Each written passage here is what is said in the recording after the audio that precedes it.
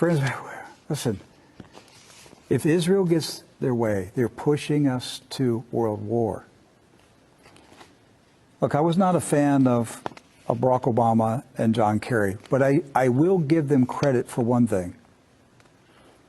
I would say thank God that Barack Obama and Benjamin Netanyahu did not like each other.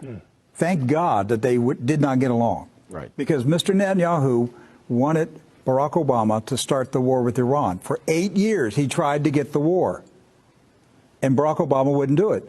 Barack Obama is not the type of guy who wants to have a war. He loves a revolution. He likes revolutions, not wars. You know what? Look, Barack Obama, his idea of talking to commanders or talking to communist revolutionaries. Right. He doesn't like talking to military commanders. He's uneasy sitting in a room talking to military commanders. He's very comfortable sitting in a room of communist street organizers. Comrades. Yes, comrades. So he couldn't get Barack Obama to start that war because Barack Obama didn't want to manage a war. Right. Now, if he'd asked him to start a revolution, sure, I'll get a revolution going. He was good at that, and he did. It was called the Arab Spring. Yes. That was an Obama production, financed by George Soros. He loved it. And everything going on in Syria today, to this day, was a production of President Obama and Hillary Clinton. So that's the most that they got out of Barack Obama was the Arab Spring. So he couldn't get Obama to pull the trigger and go to war. But with President Trump in office, President Trump has surrounded himself with Zionists, his son-in-law, all of them, all around him, are hardcore Zionists. And you've got the Christian Zionists who are whispering in President Trump's ear, "You're Cyrus the Great. Your name in Gematria is connected to the Jewish Messiah. You've entered into immortality. You're going to build the third temple." This is what the Christian Zionists are saying to President Trump. Right. That's correct. And they're moving him. He's being managed. Benjamin Netanyahu's got these little Christian Zionists right there in his hand doing anything he tells them to do. He knows they influence the president. Yes. And so President Trump is being led into this war. That's why we have to pray that President Trump does not fall in this trap. But right now, he's waist deep in it right now. And we're dangerously close to bombing Syria. And that attack on Syria could end in a confrontation with Russian troops, which would lead to an all-out war. And if we get through this one with Idlib, the next stop is Iran in November. Yes. You know, and President Trump's being led, he's just being led down this road. They're telling him what to say. They're telling him the threats to make. And he's so busy fighting off the attack. Who's the same people are attacking him. Yes. They're attacking him and leading him at the same time. It's pressure from both sides. From both sides.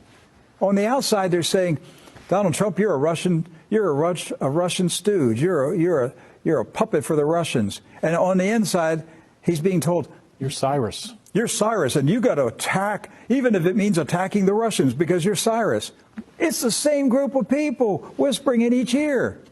We need to pray for President Trump that he comes out of this delusion, or we're all in deep trouble with World War III. It is not going to be nice. 1 billion people could die. You can't manage a world war with nuclear weapons. And who is behind this? Israel. Israel's pushing the world to the brink of calamity so that they can take out their Arab neighbors, and weaken them, and then eventually claim the land as part of Greater Israel. They're treating them like their own nations now. They want those countries. Yes, they're after it. So that's where we're at right now. And so I hope this makes sense to you. I hope this showing you the timeline as it's the same propaganda. And we could have gone 3 hours today. Oh, really? We had to cut it off. We had to cut it off, didn't we? Yes. Because we had so much information here that we just can't manage it today, because there's so much that leads up to this. We overloaded our production department, and we just had to cut it off because there were so many videos and news articles that we could have shown you from the 90s, the 2000s, to show you how Israel has been working the USA towards war.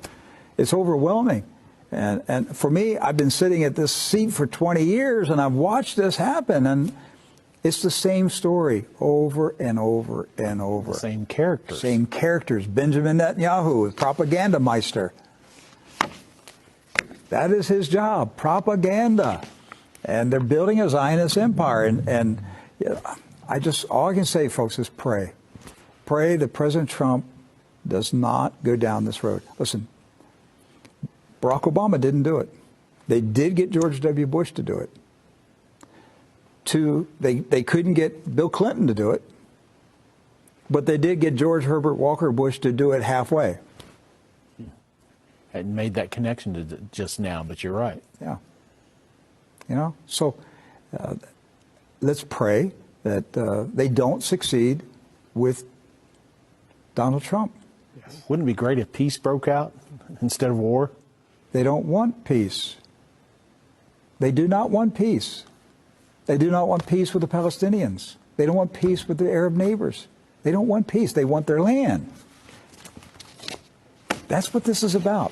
It is about greater Israel. So thank you for hanging in there with us for over an hour. Been a long week, and we continue to pray.